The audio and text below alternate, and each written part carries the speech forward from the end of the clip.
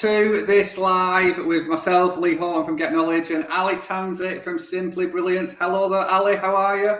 Hello, I'm good, Lee. How are you? Yeah, really good. Thank you very much. Really good. So, do you want to just talk about who you are and Simply Brilliance just before we kick off this exciting conversation today? Yeah, absolutely. So, I am the co-founder and director of Simply Brilliance, which is an online platform where you can go to find some of the most brilliant L&D and HR suppliers on the planet, at least in the UK today. And if you are time poor, not only can you go and search, but if you're time poor, you can go and drop a project in. So it's got some cool functionality. And you can also check out the free stuff if you're not looking for a supply right now. And it's all free. So no cost to you. It was built out of a need to be able to, as L&D practitioners, access suppliers when we needed them. Amazing. It's like you've given that introduction before, isn't it? That's very well done. Very well done. So the topic that we're talking about today, upskilling your line managers could save you millions. That's quite a bold statement, and it's a big figure in that millions. I guess just from your perspective, Ali, millions. Where does that millions figure come from? What could be saved by upskilling line managers? Well, firstly, it's probably not millions, it's probably billions, actually. And a lot of the studies out there looking at sort of global business, impact on global business and poor line management is indicating that it is in billions. And right now, organisations are absolutely leaking their profits through a number of different avenues because they're not investing in their line managers. So whether it is attrition, so losing people because your line managers haven't got the skills to lead effectively, whether it's to do with disengagement and therefore poor productivity, or whether it's things like you've got gaps within your organisation that you can't fill because you've got poor line management and a bit of a tricky culture there. Yeah, completely. There's loads of different. I think if we really dissected this problem, there'd be all sorts of opportunities that would come from it. I've been looking, as you know, I've been writing a blog this week to share with yourselves, and some of the stats that I found in there are quite frightening. Like a team manager or great managers can contribute to an average of an extra 11% in team productivity, and historically. We've promoted people in organisations who've been the best producer of widgets, but that doesn't make a great line manager or great leadership. So when we talk about upskilling line managers, where do you think we need to upskill line managers? I think we need to be very, very clear on what we're asking of line managers, and I think we need to keep it really simple as well. And actually, people need to firstly be able to build relationships with their teams. So in really simple terms, it's absolutely being able to not necessarily coach, because that feels like such a big skill to have, but just be able to ask great questions and be curious about individuals. So the number one thing for me is absolutely asking rather than telling, and being genuinely interested in the individual within your team, because by having those two areas, skills of being curious and asking great questions, you then unearth a whole host of stuff about those individuals that you can absolutely use to make sure you're almost tailoring that experience for them. Everybody needs different things from a line manager. It's not a one size fits all. If I do this, then I'll be a great line manager and everybody will be happy around me. But if you can be curious and if you can ask great questions and be genuinely interested, the stuff you find out will tailor the leadership or the line manager experience for your people, and will keep that rapport, so they'll tell you when stuff isn't right for them. So creating that open channel. Yeah, I love that. I put a post on LinkedIn a couple of weeks ago, and I asked people, would they go back to work for a previous boss, for a previous leader? And the majority of people said they could think of more bosses that they wouldn't go back to than ones that they would go back to. And that for me is a frightening bit of data, and some of the other studies that I've looked at. So I think another figure quoted, and I think it was a Houghton assessment or something, that said 65% of people would rather have a new boss than a pay rise, which is frightening as well. So what we try to do, we try to link this to Maslow's hierarchy. Are you a fan of Maslow's hierarchy of needs, Ali, or no? I think it's I think it provides a really good framework to understand a lot about humans, human behavior and their needs. Yeah, no, completely. So yeah, the motivation of the needs, and so when you've got to satisfy certain things, and I think what we need to try to do with leaders is to help them understand and appreciate maybe what Maslow's means to influence the behaviour. Are you satisfying the needs of your people to motivate them to do the right thing? So if you look at the bottom level, physiological level, the kind of, and the second level, so the basic needs, physiological, and the safety one. I speak to a lot of people, and in different businesses, and they have umpteen change initiatives. They've got people at fear of redundancies, and so just because they're trying to get better all of the time, but the psychological impact that has on people is frightening. They're going to be in fear of the job, so they can't perform the best because they've not got those foundation levels. And then level 3 is about belonging, and that comes down to what you were just saying there about the questions that you were asking, or what a leader should ask, and to connect with their people. Are they really connecting with their people, or are the conversations purely about process, or do we actually get to know people from a people perspective as well?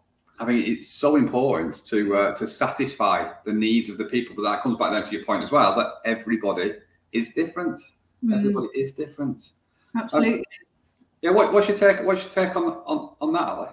Yeah, absolutely. I completely agree. And the interesting around the kind of the lower levels around being psychologically safe, and as a leader, a line manager, and effectively you're a leader. You know, I'm not a fan of the term manager. Actually, you are a leader of people if you are looking after a team and leading a team.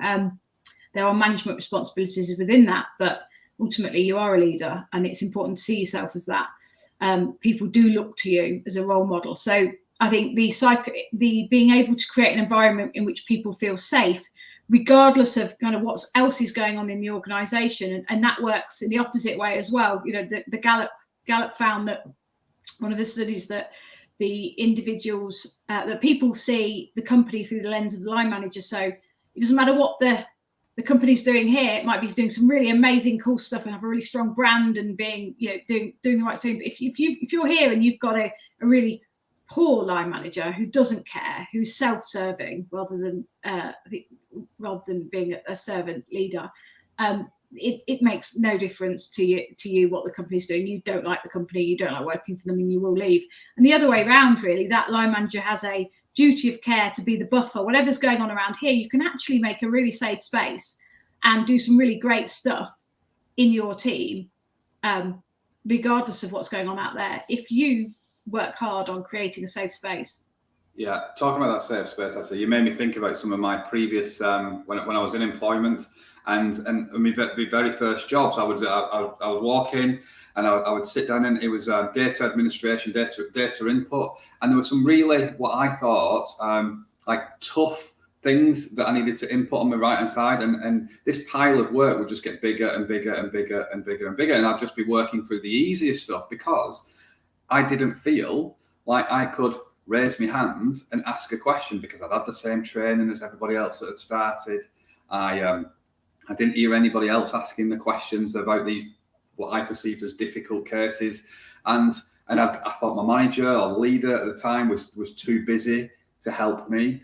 But looking back now, they hadn't created that environment where I felt safe, that I could raise my hand and not feel that I would be chastised, or that people would look down on me and things like that. I think the environment is key. How would you encourage a leader to create an environment that could be psychologically safe for the majority? So there's a lot of research out there, and there's a lot of people who talk about this in a really conceptual and high level high level way, which, you know, it's great to have that as something you can kind of hang your hat on. They talk about being safe to make mistakes and being allowed to fail and fail fast. But, you know, there's a lot, those are just words. And it's really thinking about what is the actual day-to-day micro almost behaviors that I need to be doing to make my people feel safe. So connection will always be a big one. People have, if they're left too long with projects that have maybe got a bit too much stretch, or they're left too long without check-ins, they will start, and we all know this, we all start going off into our little world of paranoia and worries and concerns. And we all want to, like it or not, leaders are people that we want to please, that we want to look up to, who could be a threat as well as an opportunity for reward. So we inbuilt neurologically to want to have their approval. So if you're not checking in regularly enough, then there is a time window there, an opportunity for people to go off and do the negative spiral thinking. So absolutely, I would say it is regular check-ins, and those check-ins are based around the needs of that individual, because you have done your homework, you have got to know them, you understand them really well, you've been curious about them, and you know that when you get on that Zoom call, when you get in that room, the conversation that you're going to have with that individual is what they need. It's not having that laissez-faire, anything goes mentality. There's boundaries, there's structure, but there's that real connection with your people that will make them feel safe. And the one thing that I've always believed in is being authentic. Before the being authentic catchphrase came along, be yourself. If you be yourself as a leader, it's not about warts and all, but I think we're more comfortable now being ourselves, because of what we've all been through. But actually genuinely saying, I am fallible. You don't have to be super formal. Super formal puts people on edge. It doesn't feel real. So it's about being yourself, being a bit more open, talking about the mistakes you made. If you talk about your mistakes, you give people permission to make their own mistakes, rather than saying, oh yeah, it's fine to make mistakes here, fail fast. They're just words. You have to say, I failed and this is what I learned from it, and it wasn't comfortable. And do you know what? You're supposed to fail, because if you didn't fail, you wouldn't grow. Yeah, I love that. I love that loads. And there's a few reasons why I do that. So we've at Get Knowledge, we encourage the use of 4 C's, and the first C is connect. Exactly like what your it's like we've rehearsed this, but we haven't. So the first one is connect. The second one is converse. So having the conversations. So do you connect with your people? Do you have the right conversations with your people? Do you allow your people to collaborate together? It's about the belonging and everybody working together, because people protect what they build. So the more people you've got involved in building stuff together, whether that is your culture, whether it is just problem solving, whatever it is, it's collaborating together. And then the fourth one is celebration. It's really easy for leaders to find things that have gone wrong. But we should start to create a habit of spotting things that are going right and finding things that are going right and celebrating those things as well. I was in a meeting, well, not in a meeting, I was on a client site a couple of weeks ago, and they something went wrong on the plant the day before, and the people that fixed it, they were celebrated. These were heroes. These were people that had fixed something that had gone wrong, and they were rewarded that behaviour. So the firefighting hero mentality was one that everybody wanted to be a hero because they put it right. And I put a challenge out the day after, saying what needed to happen for somebody to speak up, and why do people not speak up that could have prevented that thing? And they said, well, because that never happened. We always wait until it fixes, or until it breaks, and then we fix it. And I said, what do you need to do to start recognizing these things and then rewarding when people goes, actually, I made a little mistake, exactly that vulnerable point, and saying that's the right thing, that's the right behavior we want. We want people to feel like they can put the hand up and say that they have made a mistake, or they've pushed the wrong button, or they've signed something or typed something in wrong, rather than hiding away from it, waiting for it to go wrong catastrophically, and then us then rewarding the heroes afterwards. So the 4 C's: connect, converse, collaborate, and celebrate, are what I think where leaders need to start and just really ask themselves. Absolutely, yeah. That absolutely makes sense. I think that celebration thing's really interesting, because often as a leader, you can see more of the bigger picture, which ultimately you should actually be sharing as well. You can see that bigger picture. You can see the next challenge. You can see the next set of KPIs. You can see what you're going after. You need to share that. There needs to be that opportunity for your team to see that. But also, because of that, you often forget to celebrate the here and now, the progress that you're making.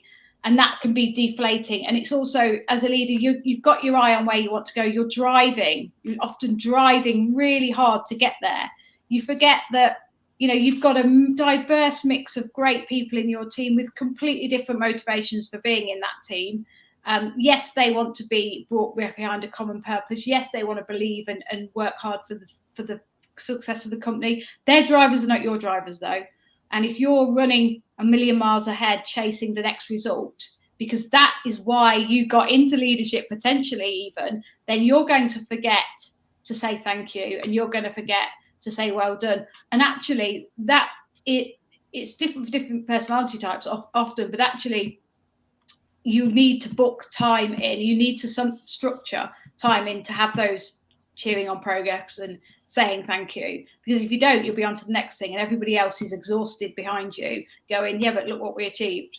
And that's the trust as well gone. Completely is. It comes back to your point from earlier on as well about connection, because some people like to be rewarded with a discreet little thank you when nobody else has heard that they've done a good job, and some people like to receive a voucher or something for doing something well. Some people like to be welcomed onto stage and applauded by the whole organisation. But it all comes down to your point right at the start: it comes down to connection and how well do you know your people? Are you investing in the relationship with the person, or just the process that they're working? I think connection is key for all of this, in terms of building capable line managers or leaders that can connect with people on varying degrees of levels as well. So how do you connect with people, Ali? So it's taken me many, many years to even get close to being good at connection and looking after teams. Many, many years of getting it wrong, and learning from that, hopefully. That I very much a believer in looking to try and understand what people, what motivates them and what's important to them. In my early years, I would never divulge anything about myself. I was quite closed in that respect. I wasn't particularly, I thought there was a blueprint of how a leader should be, how a manager should be. I kind of was fitting somebody else's hat during my 20s that didn't fit me, and it was awkward, and people could see that it was awkward, and they were working for somebody who was 1 minute this and 1 minute that. It wasn't a great manager either. It was like the David Brent kind of handbook of management leadership. So now I think maybe it's age, maybe it's having children, maybe it's getting it all wrong at the start of my career. I think I'd like to become better. I try to get to know people. I try to understand a little bit more about them. I definitely share more about me. And I share about the things when I get them wrong and my concerns. And rather than just sort of saying everything's okay and papering over any mistakes, I'm quite open about the things I'm not great at, or the things I do cock up or whatever. So I like to think that there's that human to human element, really. Yeah, I love what you just said there, because you said right when you started answering that question, it was about a journey, and you weren't doing it right from the start. So it's taken practice, and I think all of this takes practice and people being allowed to practice to get better. I had a conversation with somebody yesterday about coaching, and and open questions and closed questions and stuff. And people believe that if you ask people what's a closed question, they go, or if you ask people what's a closed question, something that gets a yes or a no answer. What's an open question? Well, it's something that doesn't get a yes or no answer. And it could, but I think it's much more than that. So an open question for me is asking a question and having no idea what is going to come out of that person's mouth in front of you, and then having the confidence to be able to then ask your next question based on what they are saying in front of you. And I think that is what open questions and being humbly curious and demonstrating curiosity is all about. Because we all go into conversations, preconceived ideas and thoughts running through our head while somebody else is speaking. And I think, but that only comes with practice and with confidence in yourself to be able to be comfortable with not knowing what is happening. So, and the reason why I've said that is because your journey and what you articulated, it is taken practice, it has taken time. And I think only by identifying the gaps and being self-aware of what we all need as leaders to be better, can we then get better. There's no switch that we can flick and you go from bad leader to good leader. It all takes practice. Takes practice. I agree. And I had some really good training when I first first started working for Virgin Health Clubs. I wasn't the greatest. I'd worked in independence throughout my 20s in hospitality, and I was brilliant at getting great results in terms of profits, but it was, and customers in and money through the tills, but deliver, being as a great manager, not so good. So went to work for Virgin. They kind of had some great training, which I ended up delivering as when I was a general manager, but started off going on that training and having 6 workshops. And people always kind of say, oh, workshops, one hit wonders, don't work face to face, it doesn't work. Actually, I challenge that. If you're doing the right stuff at the right time with the right people and it's relevant and timely, actually you can do a workshop that upskills someone and helps them understand how to do things differently and changes all their behavior if it's the right thing for them. And I went on some workshops which were brilliant, understanding your people, extrinsic versus intrinsic motivation. How are your people? What gets them up in the morning? Having great coaching, having great conversations, dead simplistic stuff. But the real foundations for being a great manager. And they helped me understand where I was and where I needed to be and gave me the skills to do it. And that basic level of investment should be for absolutely every first-time line manager. Yes, they need to know how to fill the rotas and do the processes. That's a given. But every line manager should go through a series of learning interventions, whatever that looks like, which helps you understand how to do the basics of being curious, asking great questions, understanding your team's motivations, and checking in and creating an environment that people feel safe, and there's trust that underpins it all.